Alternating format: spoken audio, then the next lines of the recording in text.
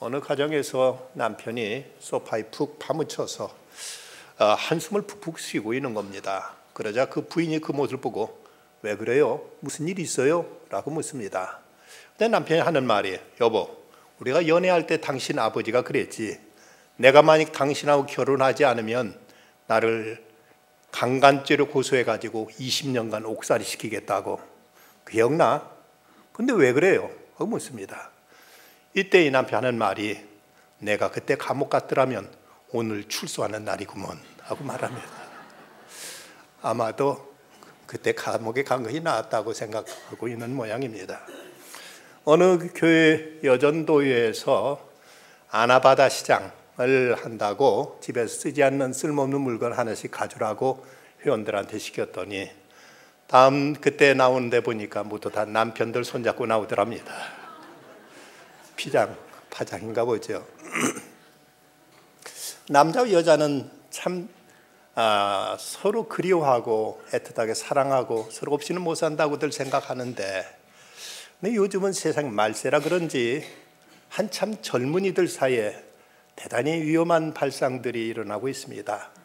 남혐, 여혐 사상, 남자를 혐오하고 여자를 혐오하는 이런 인터넷 커뮤니티가 다 생겨서 며칠 전에 죽었던 강릉의 그 학생들 죽음에 대해서도 워마드라는 남성 혐오 여성 커뮤니티 사이트에서는 이를 조롱하는 글을 다 올리는 걸 보면 세상이 정말 무서워져 가고 있는 이런 현실을 보게 됩니다. 2012년도에 타계한 강영우 박사, 그분은 시각장애인으로 미국 백악관 국가장애위원회 정책차관보로 6년 동안 일하면서 미국에 있는 5,400만 명의 장애인을 대변하는 직무를 수행했고 그래서 장애인들의 권리를 증진하고 그들을 보살피는 일을 위해서 귀한 사역을 했던 사람입니다. 근데 그분이 그렇게 되기까지는 그 부인 서근옥 여사의 그 뒷바라지가 절대적으로 기여를 합니다. 강영우 박사가 돌아가시 전에 이런 편지를 그 부인에게 남겼습니다. 50년 전 햇살보다 더 반짝반짝 빛나고 있던 예쁜 여대생 누나의 모습을 나는 아직도 기억합니다. 당신은 하나님께 내게 보내신 날개 없는 천사였습니다. 앞으로 함께 할 날이 얼마 남지 않은 이 순간에 나의 가슴을 가득 채우는 것은 당신을 향한 감사함과 미안합니다. 더 오래 함께 해주지 못해서 미안합니다 하며 그 아내를 나의 어둠을 밝혀주는 촛불이라고 표현하면서 그는 끝으로 사랑합니다, 사랑합니다, 사랑합니다 그리고 고마웠습니다라는 말로 아내에 대한 그 뜨거운 그 감사의 말을 이렇게 남기고 그는 세상을 떠났습니다. 그런가 하면 일본의 세계적인 소설가 빙점의 작가인 미우라 야코, 그녀가 이런 세계적인 위대한 작가가 될 수 있었던 때는 그의 남편 미우라 미쯔요라는 그 남편의 헌신적인 사랑이 절대적으로 기여했다고 합니다. 미우라 야코는 폐결핵에다가 척추 카리에스로 무려 8년 동안이나 그런 병석에 누워서 꼼짝하지 못했고 그는 절대 안정을 취해야 되는 상황에서 그는 수없이 각혈을 합니다. 이런 그녀는 또 그러면서도 이전에 사귀었던 남자, 그가 죽자 그의 영정 사진을 머리맡에 넣어놓고 있었고 그의 유골함까지도 자기 침실에 놓고 지냈다고 이렇게 알려집니다. 이랬던 미우라 야코를 사랑했던 한 남자, 미우라 미찌오라는 이 남자는 무려 5년 동안이나 한 주도 거르지 않고 매주 찾아가서 그를 위로하고 그에게 큰 사랑으로 그를 품은 끝에 5년 만에 그 병에서 그가 일어났을 때 미찌오 나이가 35, 미우라 야코 나이 37살 되던 해 마침내 조그만 교회에서 조촐한 결혼식을 올리게 됩니다. 결혼식 치르기 전날까지도 아야코는 몸에 신열이 나서 신혼여행조차도 포기하고 조그만 창고를 개조해서 만든 단칸방에서 어렵사리 신혼을 시작했으나 그때 그 남편의 직업은 공무원으로서 그는 아주 핸섬하고 많은 여성부터 이제 애정 공세를 받는 이런 입장이었음에도 불구하고 그다지 얼굴도 예쁘지 않았고, 그리고 몸은 병투성이었고, 그리고 그의 주변에 남자 관계도 썩 선명하지 않았던 한 여인을 그토록 사랑해서 온갖 그 애정을 쏟고 그리고 뒷바라지한 끝에 미우라야코라는 위대한 소설가가 탄생할 수 있었던 것입니다. 석은옥 여사가 없었더라면 강영우 박사가 없었을 것이고, 또 미찌오라는 사람이 없었더라면은 아야코라는 이제 소설가도 태어나지 못했을 것입니다. 누군가 헌신적인 사랑과 봉사를 통해서 이런 귀한 일들이 세상에 나타나고 있습니다. 오늘 말씀을 보면 요셉과 마리아가 결혼하기 전에 마리아에게 임신한 사실이 드러나게 됩니다. 이 사실을 약혼자였던 요셉이 알았을 때 그때 그 기분이 과연 어떠했겠는가? 여러분이 만약 그 위치에 있었다면 자기하고는 아직 한 번도 어떤 육체적인 관계를 가져보지 않았는데 자기 약혼자가 누군지 모르는 씨를 그 몸속에 품고 있다는 사실을 알려졌을 때 그때 과연 그 마음이 과연 어떠했을 것으로 여겨집니까? 그야말로 말할 수 없는 분노와 배신감 그리고 속상함으로 그런 치를 떨었을 것입니다. 하나님께서 이 땅에 인간의 몸을 입고 오시는 이 과정 속에서 하나님께서 귀히 쓰셨던 몇몇 사람들이 있었습니다. 그 중에 하나는 구약의 예언자들입니다. 그 어두운 시대의 어떤 여명처럼 메시아가 이 땅에 오실 것을 16명 이상의 선지자들이 여기 예언했고, 그리고 이에 대한 예언의 기록이 456번 이상 구약성경에 기록되면서 예수님이 오실 그 길을 닦았던 것입니다. 그 다음으로 가장 귀하게 쓰였던 사람은 누구보다도 마리아를 들 수가 있을 것입니다. 예수님이 한 여인의 몸을 빌어서 이 땅에 오셔야 했던 것, 대단히 위험하고 이건 어려운 일이었습니다. 그럼에도 마리아는 주의 여종이오니 말씀대로 내게 이루어지이다 하면서 그 엄청난 사건을 그대로 받아들입니다. 이거 지금 당장 이 순간에 한 아이를 잉태해서 출산에 대한 육체적인 고통과 주변의 따가운 시선뿐만 아니라 자칫 이것이 잘못 알려지게 되면은 그는 돌매 맞아 죽어야 될 이런 위험까지도 그대로 고스란히 부담하는 이런 이제 위기 속에서 이런 어떤 리스크를 안고 그는 하나님의 말씀에 순종을 하게 되는 것입니다. 이런 아름다운 그리고 고귀한 마리아의 헌신이 있었지만 우리가 깜빡 잊고 지나가 버리기 쉬운 또 하나의 인물이 있었는데 그 인물이 바로 오늘 성경에 나오는 요셉이라는 그의 약혼자입니다. 어찌 보면 참 그는 그 상황 속에서 대단히 마음에 큰 상처와 그리고 어떤 배신감으로 크게 가장 힘들었을 사람이 그가 아닌가 하는 생각을 갖습니다. 그럼 요셉이라는 인물은 도대체 누군가? 오늘 성경을 통해서 찾아보면 먼저 그는 의로운 사람이라고 이렇게 말씀하고 있습니다. 오늘 보면 19절 말씀, 그의 남편 요셉은 의로운 사람이라고 했는데 그 앞에는 18절 말씀에 보면 예수 그리스도 나심은 이러하니라. 그의 어머니 마리아가 요셉과 청혼하고 동거하기 전에 성령으로 잉태된 것이 나타났더니, 이런 일이 나타났을 때 웬만한 남자 같으면은 그대로 이제 모든 걸 다 깨버리고 그리고 여자에 대한 한없는 어떤 분풀이 같은 것을 하기가 십상이었습니다. 그런데 이제 이 동정녀의 몸에서 탄생해야 될 하나님의 그 깊은 섭리, 여기에 요셉은 그대로 순종하면서 그 여인을 그대로 받아들이는 모습을 보여주고 있습니다. 그도 처음에는 그는 의로운 사람이라 그를 드러내지 아니하고 가만히 끊고자 했다고 이렇게 말씀하고 있습니다. 그 혼전 임신이라는 것이 당사자들 사이라면 좀 덕스럽진 못해도 그래도 전혀 문제될 것은 없습니다. 하지만 당사자 사이가 아니라 제3자에 의해서 임신하게 됐다면 이건 대단히 심각한 문제고, 그 당시 율법에 의하면은 설사 임신하지 않았다 할지라도 어떤 부정한 관계가 드러나기만 하면 온 동네 사람들이 그를 돌 던져서 쳐 죽이도록 이렇게 성경은 엄히 규정하고 있습니다. 그런데 자기가 약혼한 이 마리아가 임신했다는 사실을 알았을 때 이때 요셉은 이 문제를 가지고 나름대로 깊이 생각합니다. 아마도 그가 생각했던 것은 무엇인가 자세한 내막은 모르지만 그럴 수밖에 없는 어떤 사정이 있었겠지. 만일 나 외에 다른 남자가 있다면 속상한 일이지만 그 사람에게 돌려보내줘야 되는 것이 아닌가 생각하고 그는 가만히 끊고자 했다고 합니다. 만약 이것을 문제시하면 이걸 공개해버리면 그 여자는 꼼짝없이 돌에 맞아 죽게 되는 것인데, 그런데 이런 관계에서도 자기가 그 여자를 이제 받아들여서 결혼한다는 것도 이것도 맞지 않다고 생각했습니다. 그래서 이제 조용하게 이것은 덮어버리고 가만히 그 남자에게 가도록 하는 것이 이것이 옳지 않은가 하고 이렇게 그는 이제 생각하고 있었던 것입니다. 사람들은 누구든지 자기가 손해되는 것을 기뻐할 사람은 아무도 없습니다. 어떻게든 자기 체면이든지 자존심이든지 자기 명예든지 어떤 물질적인 것이 어떤 면에도 사람들은 자기가 손해보는 것을 이것을 반기할 사람은 아무도 없습니다.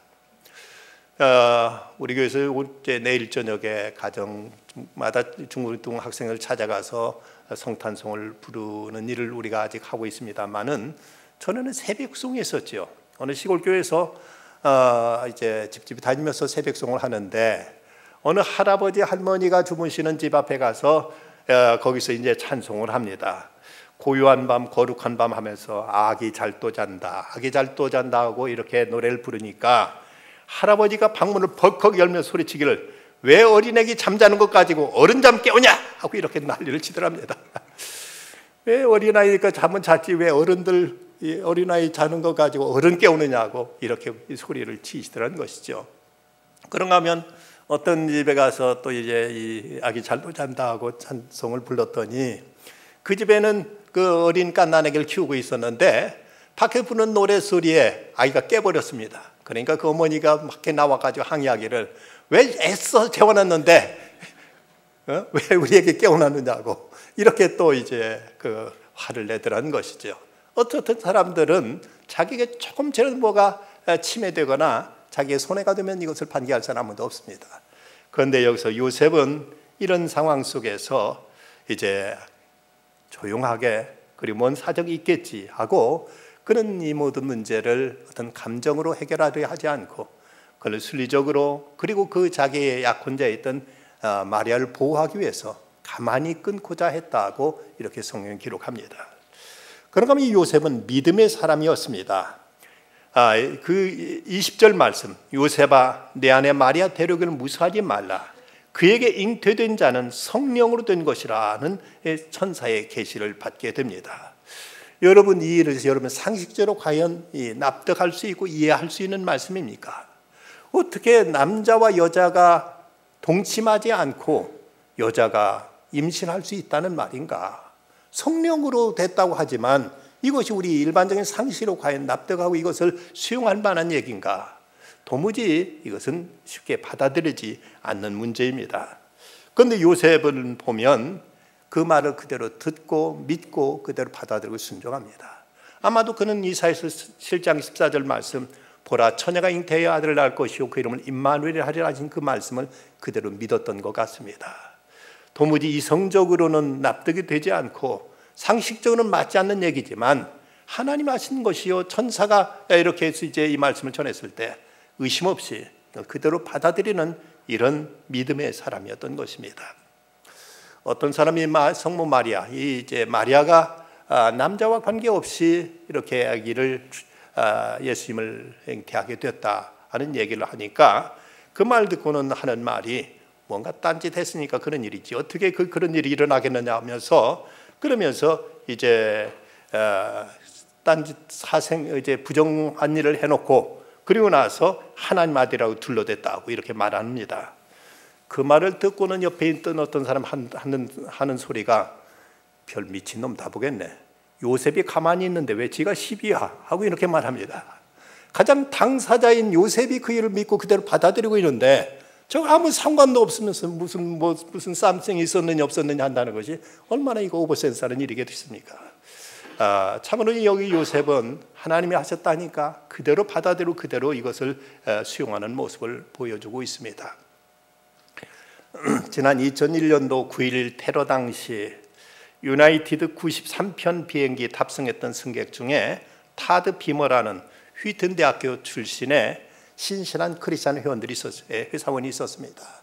그때 다른 비행기들이 그 국방성도 펜타곤도 이제 가서 부딪혀서 파괴했고, 그리고 그 유명한 월드 트레이드 센터, 세계 무역 센터도 이제 부딪혀 그 엄청난 건물을 붕괴시켰는데, 근데 이 유나이티드 93번 비행기는 미 국회의사당을 이제 공격하고 하는 것으로 이렇게 이제 계획되어 있었습니다.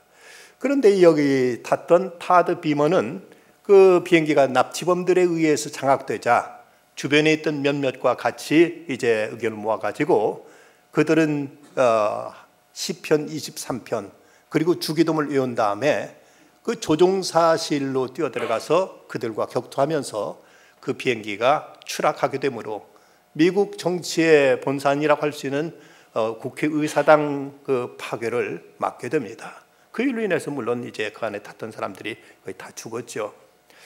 이때 그의 장렬한 그 행위뿐만 아니라 더 참으로 놀라웠던 것은 그 가족들의 태도 또한 참으로 아름다운 모습을 보여주었습니다. 사건 후 그가 출석했던 뉴저지 프린스턴 연합교회에서 열렸던 장례식에서 이 타드 비머의 아버지는 이런 기도를 드렸다고 합니다. 전능하신 하나님, 타드 비머를 아들로 저희 가정에 보내주신 것 감사합니다. 하나님께 아들을 보내주심이 무슨 의미를 지니는지 지금까지는 머리로만 알고 있었으나 이제 제 아들을 보내고 하나님 아버지의 마음을 조금이나마 이해하게 되었습니다. 제 아들 타드의 죽음이 이웃과 이 땅을 구하기 위한 하나님 아버지의 영광을 드러내는 일에 사용하게 해주신 것 감사합니다. 주님, 저에게 하나님 아들 예수님을 주신 것과 함께 좋은 아들을 주신 것을 감사합니다. 또한 내 아들과 천국에 만날 소망을 주신 것 또한 감사합니다 하고 이렇게 기도했다고 합니다. 아들을 잃어버린 아버지 마음이 얼마나 가슴이 무너지도록 괴로웠겠지만 이 일 통해서 절실하게 깨달은 것은 하나님이 우리에게 아들을 보내셨다는 것이 바로 이거구나, 우리 위해서 당신 아들을 주셨다는 것이 바로 이런 것이구나 절실하게 깨닫게 된 것을 오히려 감사하고 좋은 아들 그동안 주셨던 것 감사합니다 라고 이렇게 기도드렸다고 하죠. 여기서 요셉은 그가 이런 상황 속에서도 오히려 하나님께 순종하고 이걸 믿음으로 받아들이는 모습을 보여주고 있습니다.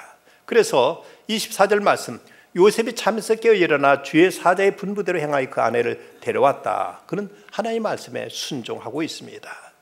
그가 자기의 약혼자 마리아를 자기 집에 데려오는 것이 도저히 어떤 그 자기 감정적으로 받아들이기 어려운 문제였을 것입니다. 설사 하나님이 그렇게 하셨다니까 뭐 그걸 어쩔 수 없이 그렇게 이제 모든 것을 덮어버린다 하더라도 정작 그런 여자를 자기 집으로 데려온다는 것이 쉽게 용납하기 어려웠지만, 그러나 이제 그에게 천사가 전한 말씀, 내 아내 마리아 데려오기를 무수하지 말라, 그에게 잉태된 자는 성령이 얻은 것이라고 말씀하자 그가 주의 사자의 분부대로 행하여 아내를 그가 자기 집에 데려오는 모습을 보여주고 있습니다. 이것이 그의 참으로 귀한 헌신이요 그의 순종의 모습이요, 그가 진정 하나님 나라를 위해서 어떻게 자기가 어떻게 처신해야 될 것인가를 그는 이 자리에서 결단했던 것입니다. 그렇다면 요셉의 성탄을 위한 그 헌신은 구체적으로 어떤 모습, 무엇이었는가? 먼저는 자기 체면과 자존심을 주님 앞에 내려놓는 이런 헌신이 있었습니다. 18절 말씀 다시 보면 예수 그리스도 나시면 이러하니라, 그의 어머니 마리아가 요셉과 약혼하고 통과하기 전에 성령으로 잉태된 것이 나타났더니, 이런 일이 일어났을 때 그의 마음은 남자로서 대단히 자존심 상하는 이런 이제 일로 받아들이기가 쉬웠을 것입니다. 아무하고 이제 적어도 자기가 이미 결혼하고 약속이 돼 있는데 자기 모르게 누군가하고 이제 어떤 관계를 통해서 아이를 잉태했다는 사실을 그는 도무지 받아들이기 어려웠지만 그 사실을 그대로 내려놓습니다. 남편으로서 어떤 책임, 남편의 어떤 체면, 자존심, 이 모든 것 다 내려놓고 이제 내 아내 마리아 데려오기를 무수하지 말라, 그에게 잉태된 자는 성령을 든 것이라는 말씀 앞에 그대로 속상하고 기분 나쁜 일이었음에도 불구하고 모든 것 그대로 순수하게 받아들이기로 결단하는 것입니다. 근데 설사 이것을 덮어서 아내를 데려왔다 치더라도 주변 사람들로부터 수군거리고 손가락질을 받기도 십상이죠. 허이 저 사람들 속도 위반했구만. 그래 그걸 못 참았나? 별별 소리 하면서 이런 조롱 섞인 얘기까지도 그는 다 감내하면서 이 마리아를 자기 집으로 데려온 것입니다. 세상의 부조 중에 가장 큰 부조는 명예의 부조라고 합니다. 아무리 물질적으로 많이 도와주었어도 그의 자존심 상하게 하면은 그걸 받고도 많이 섭섭해하고 속상해하는 것이 사람들의 마음입니다. 그런데 여기서 요셉은 이 일로 인해서 조금치도 여기서 마리아에게 어떤 책임을 추구하거나 이 문제를 가지고 따지거나 그에게 의심 어린 눈초리로 당신 누가 무슨 일이 있었느냐고 이렇게 욱박지르질 않았습니다. 만약 그랬더라면 마리아가 얼마나 괴로웠겠는가. 그리고 메시아가 탄생하시는 이 일이 얼마나 욕되고 추한 일이 되어버렸겠는가. 그러나 그 일에 그는 전혀 이를 다시 문제 삼지 않고 그대로 깨끗이 수용하는 이런 모습을 보여주고 있습니다. 그런가 하면 요셉은 자기 아내를 주님께 드립니다. 그는 이제 마리아가 이렇게 임신한 그 사실 앞에 그는 이 사실을 그대로 수용하고 그대로 받으면서 자기 아내를 통해서 이 땅에 메시아가 오셔야 된다면 그렇게 하셔야죠 하고 그는 이 일에 조금치도 이제 어떤 거에 대해서 반감을 품거나 여기에 대해서 그는 어떤 항의를 표하지 않고 있는 모습을 보이고 있습니다. 어떤 사람은 자기는 교회 나와도 가족들이 교회 나오는 걸 썩 달가워하지 않는 이런 사람들도 없잖아 있습니다. 자기는 또 열심히 교회 봉사하면서도 가족이 너무 교회 열심히 한다고 이것을 또 이제 반대하고 이걸 싫어하는 사람들도 많이 있습니다. 부모는 교회 나오면서 자식 교회 나오면은 실제 학교 성적 떨어진다고 이것도 이제 못마땅하게 생각해서 자식들 교회 못 나오게 하는 부모들도 없지 않아 있습니다. 옛날 이스라엘 백성들이 애굽에서 나와 출애굽하기 위해서 하나님께 이스라엘 애굽에 10가지 재앙을 내리실 때 8번째 재앙 메뚜기 재앙이 내리자 이때도 바로는 더 이상 어떻게 버티지 못하겠다고 생각했던지 모세에게 이제 저 점으로 너희들 이제 나가라 하고 이렇게 이제 허락을 합니다. 그러면서도 한 가지 단서가 너희들 남정네들만 나가, 남자들만 가라 하고 이렇게 말하고 있는 것입니다. 그러나 하나님께서는 이스라엘 모든 백성들을 이제 광야에 나가서 하나님께 제사 드리고 저들로 하여금 새로운 가나안 땅으로 가게 하시는 것이 하나님 뜻이었지 남자들만 광야에 나가는 것이 하나님 뜻이 아니었습니다. 근데 이때 이스라엘 백성들로 하여금 남자들만 가도록 일부만 가도록 했던 그 마귀는 오늘날도 가족들이 모두 다 예수 믿고 구원받는 것을 반대하거나 해방하거나 이것을 이제 시기하는 경우들을 많이 보게 됩니다. 성경에 보면 주 예수를 믿으라 그러면 너와 내 집이 구원을 받으리라고 말씀하고 있는데 여기서 내 집이 구원받아야 된다는 이 사실을 인정하지 않으려는 이런 사람들이 없지 않아 있는 것입니다. 마귀는 가족 모두가 하나님 앞에 나가거나 온 가족 헌신에 봉사하는 것을 막으려고 하지만 요셉은 자기 체면이나 자존심 이 모든 걸 다 주님 앞에 내려놨을 뿐만 아니라 그는 정은한 마리아까지도 주님 앞에 드렸던 것입니다. 뿐만 아니라 요셉은 자기가 감당해야 될 모든 책임까지도 그는 다 자기가 이제 지기로 작정합니다. 이어지는 말씀 마태복음 2장에 가서 보면 예수님께 탄생하셨다는 사실을 알았던 동방 박사들이 예루살렘에 와가지고는 이제 묻습니다. 여기 유대인 왕으로 나신 이가 어디 계시냐? 그러자 이때 그 박사들이 그 성경의 예언을 통해서 말하기를 저 베들레헴에서 나셨다고 알려주니까 그들은 베들레헴으로 달려갑니다. 그 얘기를 들은 헤롯 왕은 내가 왕인데 유대에 또 다른 왕이 태어난다고 안 되겠다. 아예 싹을 잘라버려야 되겠다. 이렇게 생각하고 베들레헴에 가서 2살 이하의 모든 남자아이들을 모두 다 학살해버립니다. 그때 성령께서 요셉에게 네 아내와 아이를 데리고 저 애굽에 가서 피난가 있다 와라 하는 이런 계시가 그에게 주어집니다. 그때 그는 베들레헴에서 무려 120km가 넘는 그 사막길을 걸어서 애굽에 가서 몇 년간 피난 생활하다가 헤롯이 죽었다는 소식을 듣고 다시 돌아오는 이야기가 성경에 기록되어 있습니다. 이때 요셉의 입장에서는 아마 어쩌면 나와 무슨 상관이 있습니까? 하나님이 당신의 아들 보내셨으면 당신이 아들이니까 당신이 알아서 하시지요. 저는 이 일에 대해서 저는 상관없습니다. 하나님 저는 모르겠습니다 하고 얼마든지 발뺌하고 얼마든지 일에 대해서 자기의 어떤 무관함을 주장할 수 있는 이런 입장입니다. 그럼에도 불구하고 요셉은 하나님 말씀에 순종해서 그 어려운 피난길 저 멀리 애굽까지 가서 그거가 이제 가장으로서의 자기 책임, 남편으로서 이제 이런 자기 책임을 다하고자 온갖 수고를 다하는 모습을 통해서 그런 자기 책임, 자기 본분, 자기 도리를 다하는 이런 헌신의 모습을 보여주고 있습니다. 어느 허름한 집에 새빵 있음, 어린이 없는 분이라고 이렇게 써 붙여놨습니다. 얼마 안 있으니까 8살쯤 되는 사내아이가 문을 놓고 하더니 이제 집주인이 나오니까 아주머니 창문에 써붙인 걸 봤는데 아직 방이 나가지 않았나요? 하고 묻더니 거기 아이 없음이란 말이 생각났더니 어린아이는 없습니다. 나하고 늙은 부모님 뿐입니다. 라고 말하더랍니다. 그런데 그 뒤에는 젊은 부부가 걱정 어린 눈길로 쳐다보고 있는 것입니다. 그 모습을 보고 그 어린 것이 부모를 대신해 난 어린아이는 없습니다. 늙으신 부모님만 계십니다. 하는 모습을 보고 주인은 그 아이한테 집을 그 집에 내줬다고 합니다. 어리지만 어른스러운 모습이죠. 어디서나 책임지는 사람의 주인이요 어른인 것입니다. 요셉은 이 일에 있어서 자기와 전혀 무관하다고 얼마나 팔빼말 수 있는 일에도 아니다, 내가 나서야 된다고 생각하고 그는 마리아와 아기 예수님을 데리고 저 멀리 애굽까지 피난을 간 것입니다. 저 인도네시아의 자바섬은 미국의 리처드슨 선교사가 처음 그곳에 가서 선교의 터를 닦았습니다. 근데 그때 그가 갈 때만 해도 이 자바섬에는 그 잔인한 식인 풍습이 남아 있었다고 합니다. 사람이 사람을 잡아먹는 이런 못된 악습이 남아 있었는데, 근데 그들 부족 간에 서로 싸우고 전쟁을 하게 되면 이제 전쟁을 멈추기 위해서는 그 전쟁에 불리한 쪽에서 한 아기를 이제 전쟁에 유리한 쪽에 제물로 바치면 그 아기를 잡아먹고는 전쟁을 멈추는 하는 이런 악습이 있었다고 합니다. 너니 한번 전쟁이 벌어졌는데 도무지 전쟁이 언제 끝날 줄 모릅니다. 그 싸움은 점점 치열해져 가고 사람은 점점 더 많이 죽어나갑니다. 어느 날 서로 싸우는 전쟁터 한복판에 한 백인 부부가 나타나서 여기 평화의 제물을 여러분 여기 내놓습니다.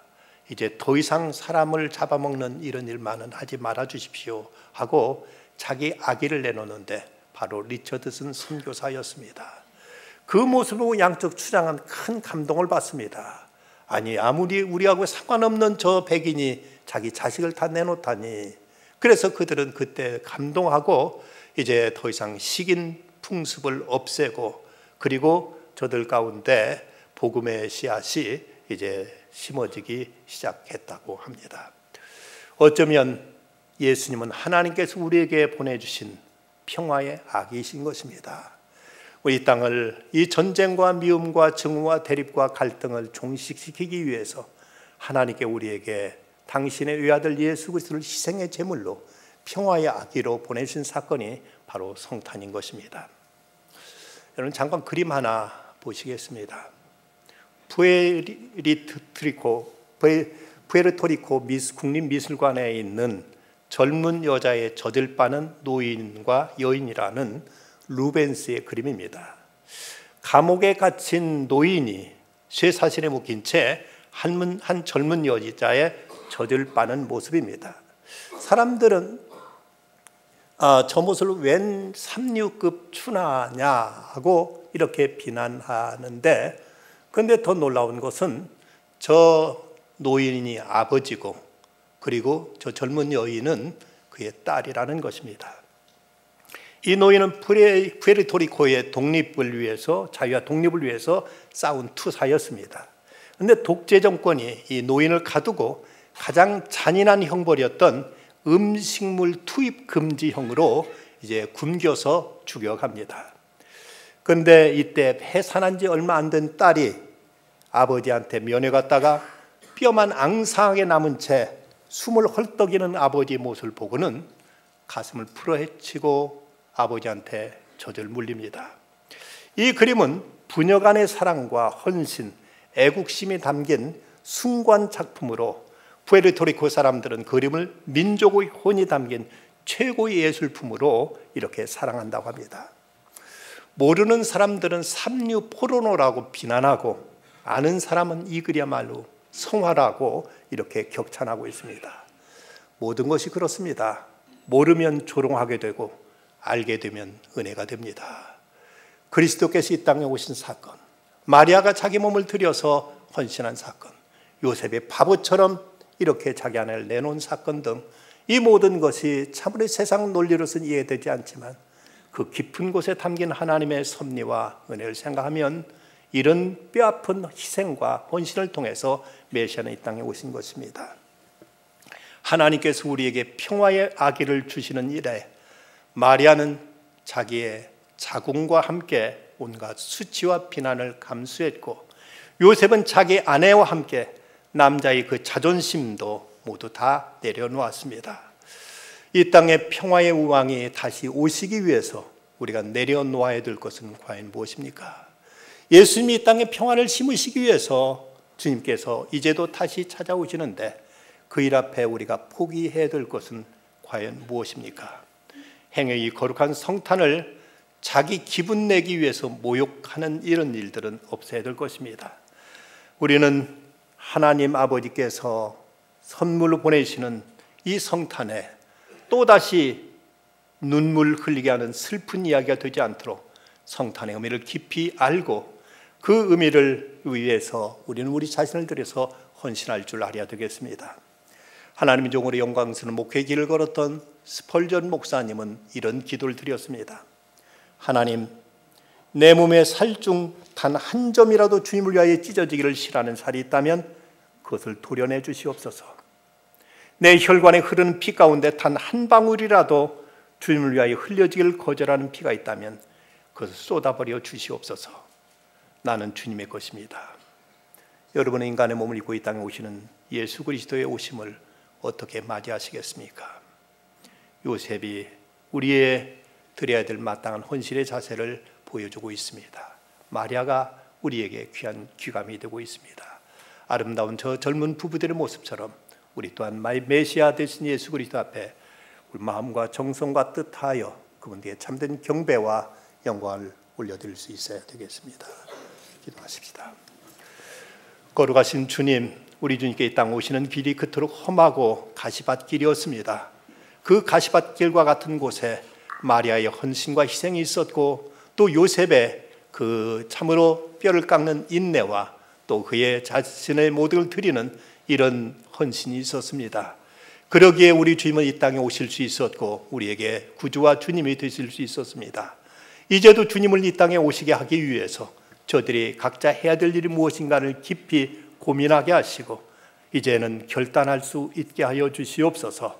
그래 평화의 주님이 저희의 심령, 저희의 가정, 그리고 저희들의 삶의 터전에 오시고 이 날에 오심으로 이 땅이 평화의 세상이 되게 하여 주시옵소서. 예수 그리스도의 이름으로 기도드리옵나이다.